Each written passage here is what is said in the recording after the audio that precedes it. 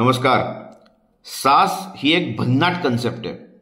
सास मध्ये काय होतं की तुम्ही सॉफ्टवेअर वापरू तर शकता, पण तुम्हाला ते सॉफ्टवेअर विकत घ्यायला लागत नाही, ते इन्स्टॉल करायला लागत नाही. बरोबर आहे. सास म्हणजे सॉफ्टवेअर ॲज अ सर्व्हिस. म्हणजे ते जे सॉफ्टवेअर असतं ना, ते त्या कंपनीने तयार केलेलं असतं, पण ते तुम्हाला ते विकत घ्यायला लावत नाही. बरोबर आहे. पण ते तुम्हाला एक सर्व्हिस म्हणून वापरायला मात्र देते. आता मी एक एक्झाम्पल देतो. आपण सगळेजण झूम वापरतो.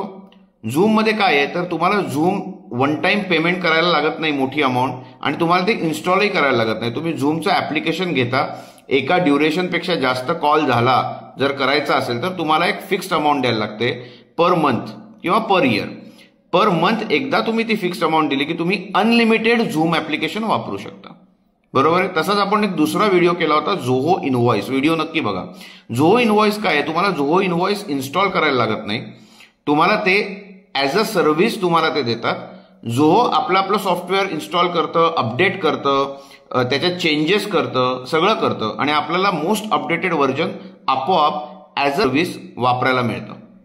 बरोबर आहे. सास, सॉफ्टवेअर ॲज अ सर्व्हिस.